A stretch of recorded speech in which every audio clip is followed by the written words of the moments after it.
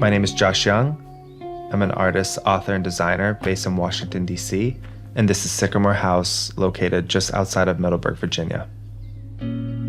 Growing up in Pennsylvania, Quaker stone farm homes, fieldstone homes, historic homes like this are scattered throughout the landscape, and that stuck with me. When Ignacio and I decided to look for a historic property out here in Virginia, it was imperative to me that the facade kind of matched the homes that I grew up with in PA. Instantly pulling up to Sycamore House as we drove down the driveway, I knew that this was the property. I saw the 100-plus-year-old sycamore tree in the backyard. The composition of it was almost dreamlike. Walking through the first two rooms of this home, I looked to my realtor and I turned to him and I said, "This is it." The doors, the handles, the staircase. It had so many small little imperfections that were just perfect in my eye. Paint is so important to me. When tackling a project like Sycamore House, it was one of the things that I really wanted to take my time with and be intentional with which colors I was using with each and every room. When we went to begin the sourcing process of selecting what paint to use throughout the house, for me, it was a no-brainer that we wanted to use Farrow.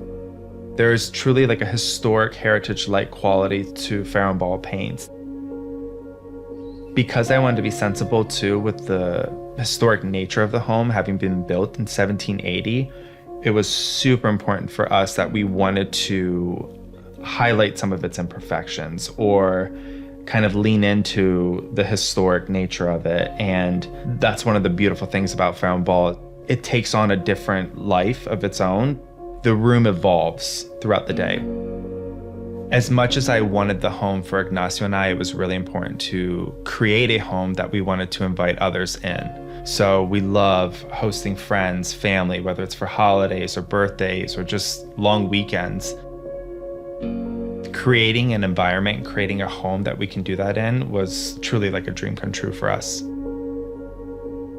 So it was really important for me as we were picking out the colors in each and every room that I wanted the minute you entered, whether it was through the front door or the side door in the kitchen, as you progress through the house, for there to be a natural flow with the palette. Nothing too jarring, nothing too out of place.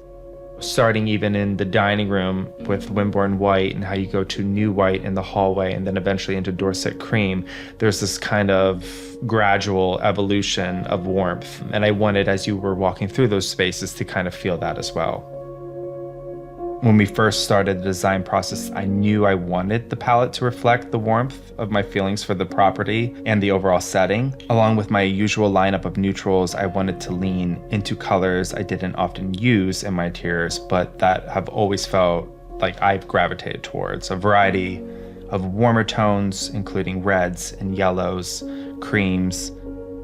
For the walls, I chose a soft, creamy yellow-based neutral that brings boldness to the space and purposefully dominates the room.